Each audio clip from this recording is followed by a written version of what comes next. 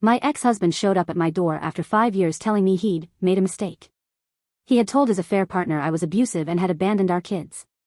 She found me first, at my own workplace, and what she showed me proved he had been running the same lie on both of us for years. The woman sitting in my office waiting area had driven 4 hours from Nashville to Austin without an appointment. My assistant, Priya, had tried to send her away twice. On the third attempt, the woman, dark hair, maybe 32, visibly shaking, held up her phone screen and said clearly enough for the whole front desk to hear, "Please. Tell her my name is Renata Solis, and I need 5 minutes, because I think we've both been married to the same man. Real quick before this gets worse, and trust me it gets worse, if you live for this kind of Reddit chaos, hit subscribe. A like genuinely helps us bring you more of this stuff we're all addicted to." Okay, back to the story. Priya came to get me herself. I am Elena Vargas. I'm 37 years old. I run a small but established occupational therapy practice in South Austin that I built from scratch over 8 years, starting with one rented room and a borrowed folding table. I have 2 kids, Sophia, who is 10, and Marco, who is 7. Their father, my ex-husband, Damian Castillo, and I divorced 3 years ago after a 6-year marriage. He had told me the divorce was mutual.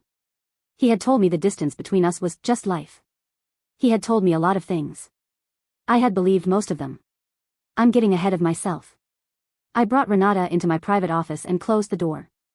She sat across from me at my desk with her hands folded in her lap. She was composed in the way people are composed when they've been crying in a parking lot for 20 minutes and have made a decision.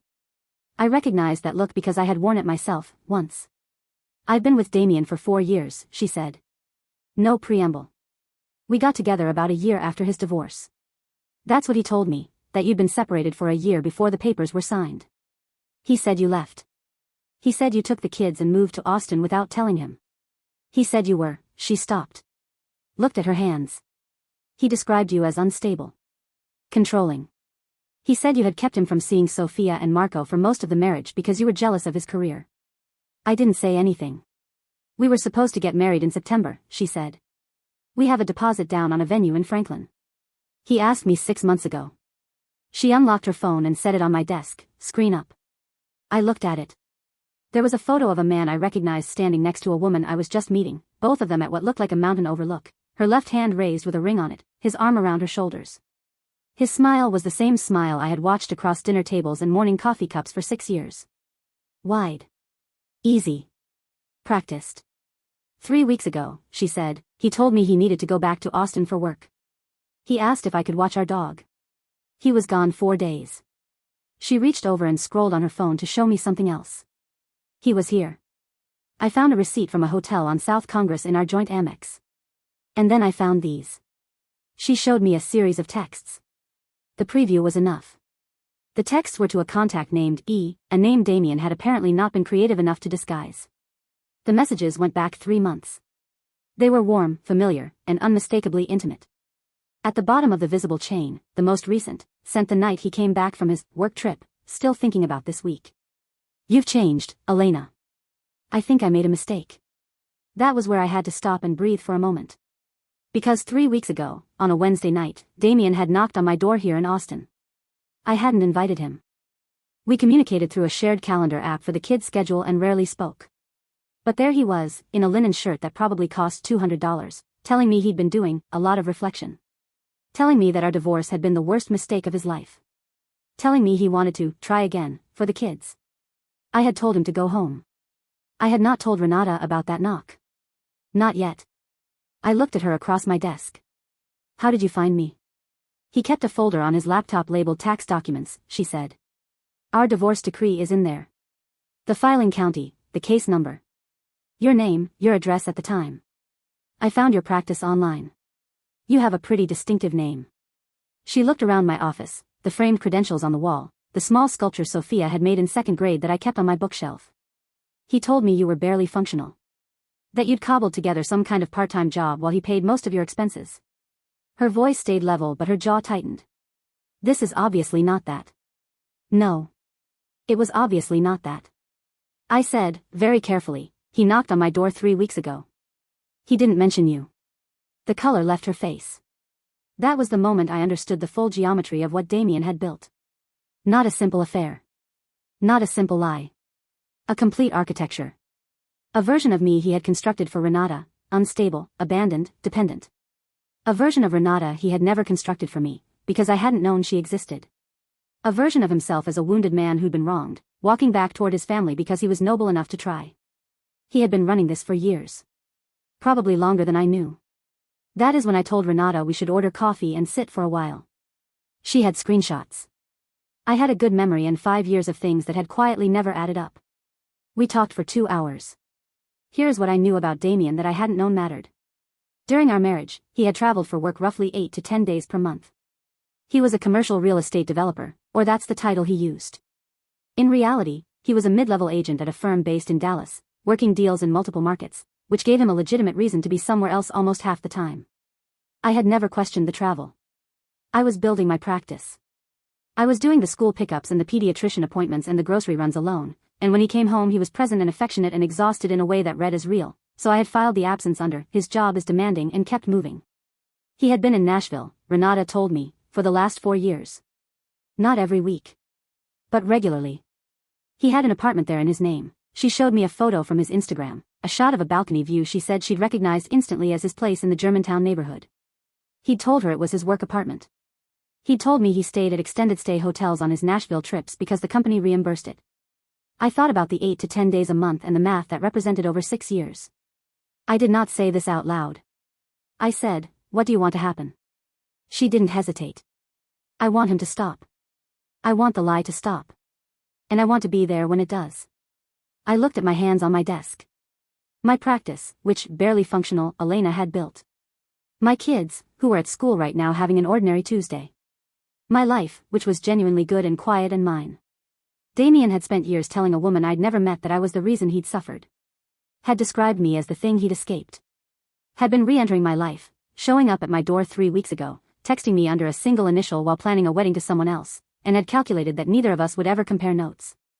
No grite. No lore. Mi quid extraneament tranquilla. Okay, I said to Renata. Let me make a call. Her name was Patricia Howe. She was a family law attorney in Austin who I'd hired during the divorce and then kept in my contacts the way you keep a number you hope you never need again. I called her from my office while Renata waited in the lobby and I explained the situation in about 4 minutes. Patricia said 2 things. First, save everything. Second, don't tip him off. I went back to Renata and we exchanged numbers. I asked her to send me every screenshot she had, through a secure app, and to not confront Damien yet. She agreed, but I could see it cost her something. She wanted it over. I understood that. But I needed it done correctly. Over the next 3 weeks, I built the case. This required a specific kind of patience that I had not known I possessed until it was necessary. Every morning I drove Sophia and Marco to Barton Hills Elementary, came back, opened my laptop, and worked my real job until noon. Then, on my lunch break, would sit in my car in the parking lot of the Whataburger 2 blocks away and document. Patricia had connected me with a forensic tech consultant named James, a compact man in his 40s who worked out of a home office in Cedar Park and who, Patricia assured me, had testified as an expert witness in 17 family court cases.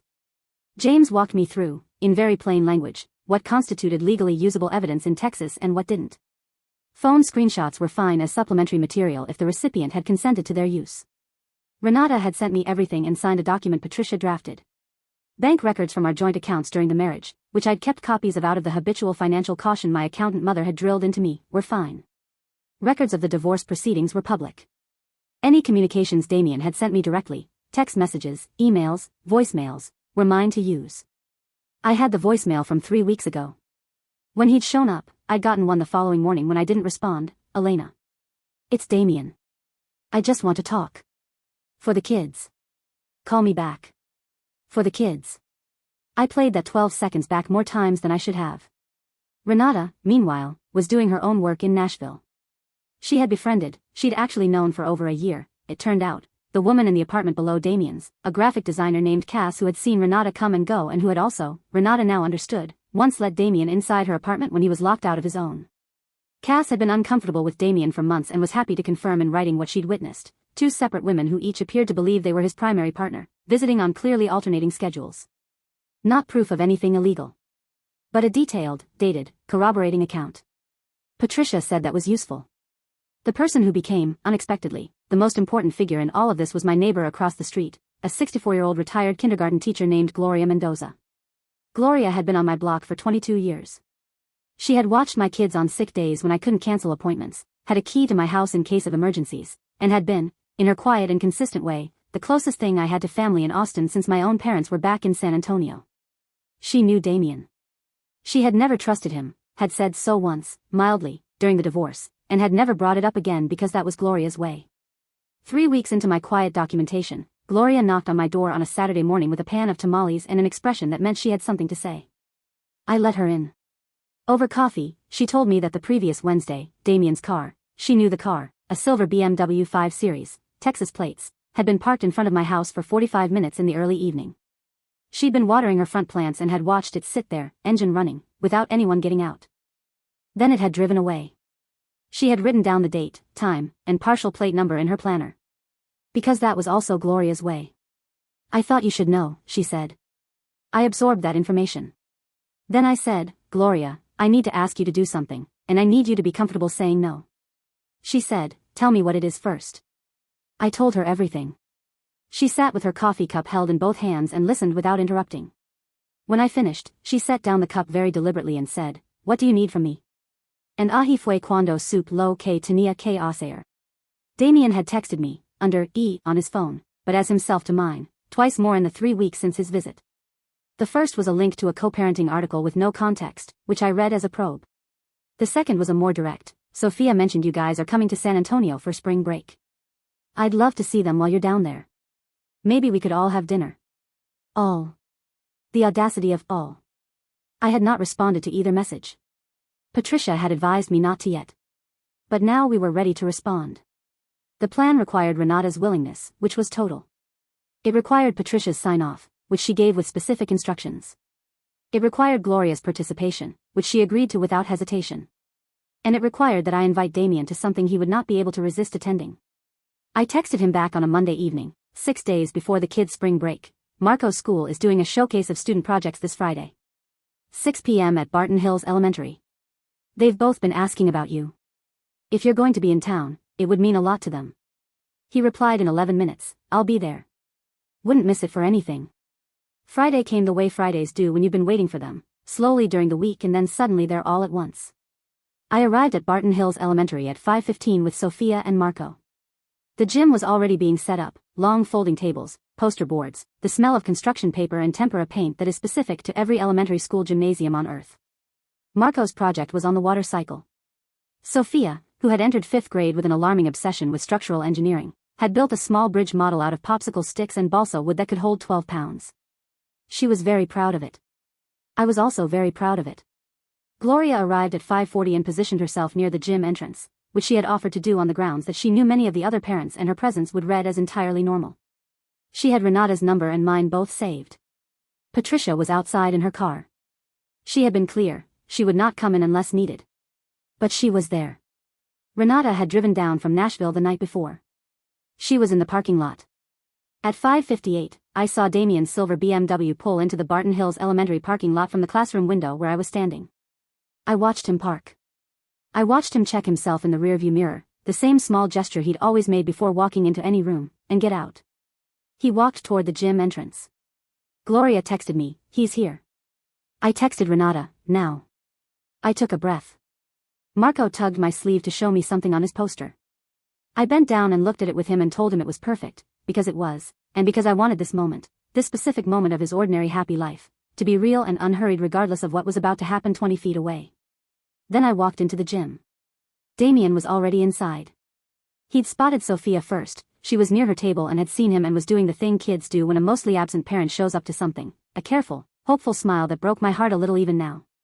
He was crouching down to her level, saying something. He had brought flowers, I noticed. A small bouquet. He'd brought flowers to a 3rd grade project showcase. I walked toward them. He looked up and saw me and his face did what it always did when he was navigating something. It settled into a pleasant neutral expression that was designed to read as openness but was actually evaluation. Elena, he said, standing. You look great. Thank you for. He stopped. Because Renata had come through the gym door. She was calm.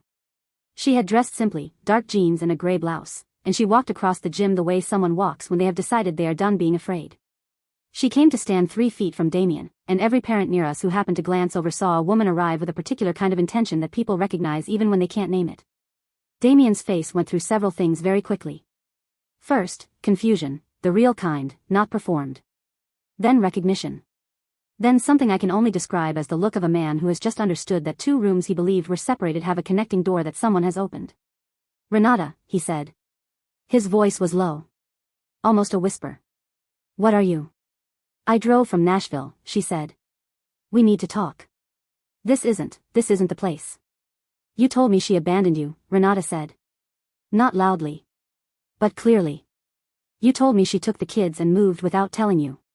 You told me she was unstable and that you'd spent years trying to be a good father from a distance because she made it impossible."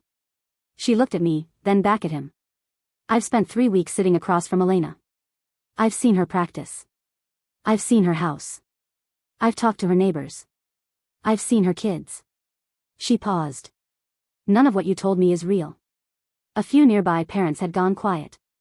Gloria, I noticed from the corner of my eye, had moved closer. Not intrusively. Just closer. "Renata, please." Damien's voice had a new quality to it, something tight and effortful, like a man trying to maintain a handhold on something already sliding. "We can talk about this privately, this isn't." "I have something to show you," I said. I opened my phone. Patricia and I had prepared this, a single screenshot, clean and readable, showing a text thread between Damien's number and mine, with the contact name visible from what was clearly his phone's contact list based on the interface. Renata had screenshotted it from his phone the day she found the Nashville hotel receipt. The most recent messages in that thread were the ones he'd sent me after his visit. "Still thinking about this week. You've changed, Elena. I think I made a mistake." And below that, his text to me about the spring break dinner. "Maybe we could all have dinner." I held the phone out so Damien could see the screen clearly. I watched his face. First, his jaw tightened. The smile that had been attempting to maintain itself simply ceased. What replaced it was nothing, a blankness that I recognized as the thing underneath all the practiced expressions, the actual face he had when there was no room left to perform. Then his eyes moved to Renata. She was already looking at him. "You texted her," Renata said. Not as a question. "While you were asking me to set a wedding date. You came here 3 weeks ago and you texted her." "Renata. Did you tell her about me?" Silence. "Did you tell Elena about me?" Silence. "Did you tell either of us the truth about anything?" Gloria had moved to stand beside Sophia. My daughter was watching the adults with the careful, searching attention of a 10-year-old who knows something is important but doesn't yet have the language for it. Marco had come over from his table too, standing close to my hip. I put my hand on his shoulder. Damien said, "Finally, I can explain both of these situations. If you would both just." "I don't need you to explain anything," I said. "I have the explanation. Renata has the explanation. We just wanted you to know that we have it." A woman I didn't recognize, another parent, standing near the science tables with her own kid, had her hand pressed to her mouth. A man next to her had taken a subtle step back, the way people do when they are trying to not be in the middle of something they cannot stop watching. Damien looked at the gym, at the people in it, at his children standing beside their projects with their after-school snacks half-eaten. He looked at the flowers still in his hand. He set the flowers down on the closest table. He said, very quietly, to me, "This was not the way to do this." I said, "You told a woman you loved that I was the reason your marriage failed. You described me as unstable and controlling to someone you were planning to marry. You came to my house 3 weeks ago and asked me to consider getting back together with you while you had a wedding deposit down in Franklin, Tennessee. You have been managing 2 women and 2 narratives for 4 years. And you're telling me that this," I gestured, briefly, at the gym around us, "is not the way to do something." He didn't answer. "Go home, Damien," I said. He looked at Sophia. Then at Marco. Marco was watching him with the flat, unreadable expression of a 7-year-old who is absorbing something he will not understand until he's much older. Damien walked out of the gym. Gloria took Marco's hand and said something to him softly. Renata stood beside me and neither of us said anything for a moment. The gym gradually returned to the low murmur of a school showcase, the way a room reassembles itself after something has cracked it open. The relief I felt in that moment was not satisfaction. It was not happiness. It was the specific, exhausted relief of a weight that has been quietly present for so long you forgot it was there until someone finally lifted it. Senti alivio. No felicidad. Pero fue sufficient. The weeks after the gym were not cinematic. They were paperwork, logistics, conversations, and quiet. Patricia filed an amendment to our custody agreement within 10 days. Because Damien had been, for the last 3 years, variably present for his scheduled visitation days, something I had not previously formally documented but now could, with dates and records from the kids' school and my own calendar and a statement from Gloria, the amendment gave me primary legal and physical custody with Damien having specified, structured visitation, 1 weekend per month and 2 weeks in summer, supervised for the first 6 months by a family court-appointed monitor. He could contest it. Patricia told me exactly how likely that contest was to succeed given the evidence in hand. He did not contest it. Renata canceled the Franklin, Tennessee wedding venue. She lost the deposit, which had been $4,200. She told me later, in a text, that she'd sent Damien an itemized list of every financial loss she could document from their 4 years together, which included the deposit, furniture she'd bought for their shared Nashville apartment, and joint accounts she'd contributed to. It came to just over $31,000. She sent the list to his employer as well, because his employer was a commercial real estate firm in Dallas that had a code of conduct she'd looked up, and the firm had clients whose trust depended on Damien's professional reputation. She did not know what would come of it. She sent it because it was the accurate accounting of what had happened, and accuracy was what she could control. She also, 3 weeks after the gym, posted something on her personal Instagram. It wasn't inflammatory. It wasn't a call to action. It was a photo of herself alone on the same mountain overlook from the engagement photo, standing in approximately the same spot, without the ring, with a caption that said, "Sometimes the view is better when you can see it clearly." She tagged the location. 37 people sent her the original engagement photo within 48 hours. Damien's employer let him go 2 months later. The official reason was restructuring, but a mutual contact in the Austin real estate community, a woman named Dana who had worked adjacent to Damien's firm for years and who reached out to me after hearing through the industry grapevine that Damien's situation had become complicated, told me the Renata letter had been the opening of a review that found several other discrepancies in his professional conduct. She did not give me details. She said, "I've heard about you for years, not accurately," and left it at that. Pero eso fue solo el comienzo. About 4 months after the gym, in August, I was at the H-E-B on William Cannon doing a regular Tuesday grocery run when my phone buzzed with a number I didn't recognize. I almost let it go to voicemail. Something made me answer. It was Damien's mother, Lorena. I had not spoken to Lorena since the divorce. She was 61, lived in Corpus Christi, and had always been cordial to me in the careful way of someone who understood her son better than she admitted. She said she had heard what had happened, from Renata, who had apparently contacted her directly, because Renata was thorough, and she said she was calling to tell me she was sorry. I knew something was off, she said.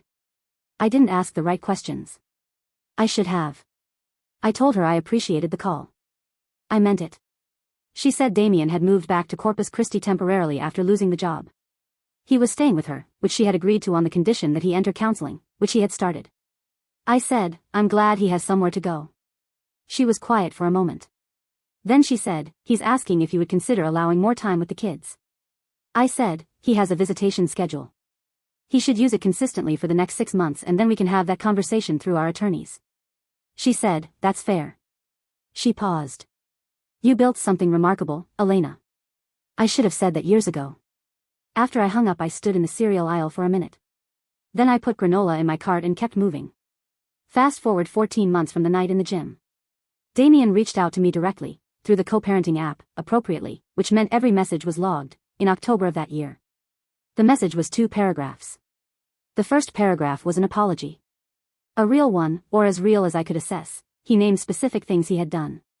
He did not qualify them or explain them. He said he was still in therapy and that his therapist had asked him to make direct acknowledgement of harm to the people he had hurt. He named me. He named Renata. He named the kids. The second paragraph asked if I would be open to a phone call. I read it twice. Then I typed, "I appreciate you writing this. For the kids' sake I want you to keep attending your scheduled visits and to be consistent. That's the most important thing.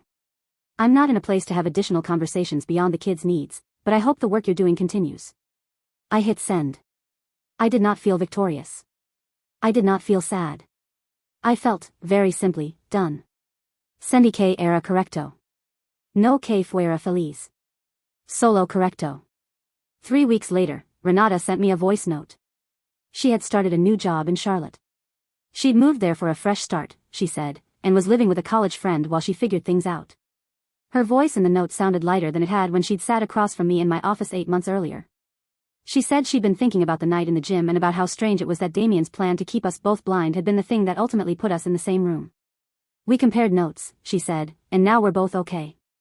I think that's the part he didn't calculate. She was right about that.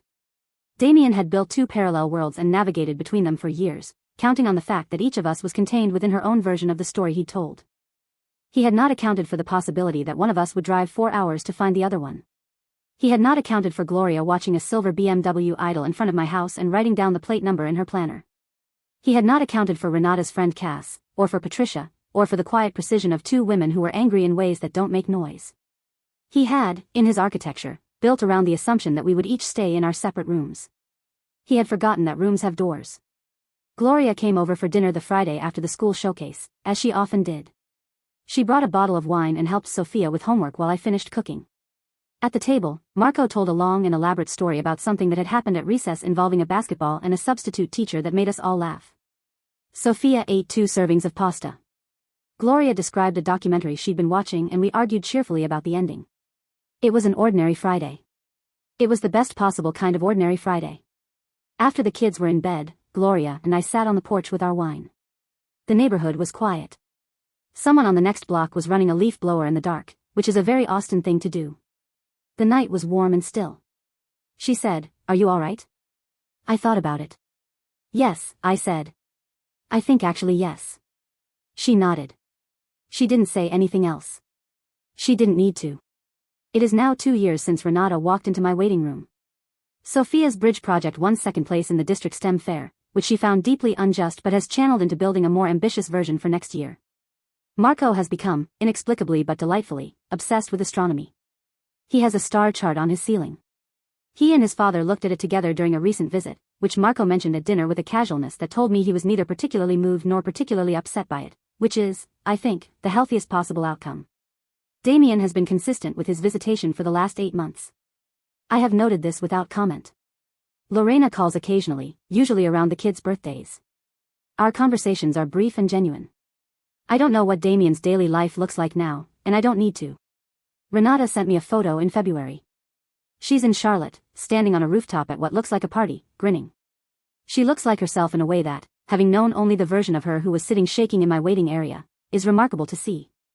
I sent back a thumbs up and then, after a moment, a heart. She deserved more than a thumbs up. I have thought, since all of this, about the version of me Damien had described to Renata. Unstable. Controlling. Absent. The version that had abandoned the marriage and made his life difficult from a distance. The version he had needed her to believe in so that his own story made sense. I spent a long time, during the marriage and after it, trying to understand what I had done wrong. Trying to close the distance between us with better conversations, more patience, more flexibility. Trying to be the version of myself that would make things work. I had thought the problem was something I could fix if I understood it well enough. The problem was that the story was never mine to begin with. He had written me into it as a character before I knew I was in it, and the character he wrote served a purpose for him. The actual me, my practice, my kids, my porch, my Friday dinners, had nothing to do with the role he'd assigned me. I think about that sometimes. And then I think about Marco's star chart, and Sophia's bridge, and Gloria's tamales, and Renata's rooftop photo. And I understand that the life I actually have is not the life that was almost taken from me by someone else's fiction. It is the life I built while the fiction was running. And it was always, completely, mine. Nunca más voy a permitir que alguien escriba mi historia antes de que yo tenga la oportunidad de vivirla.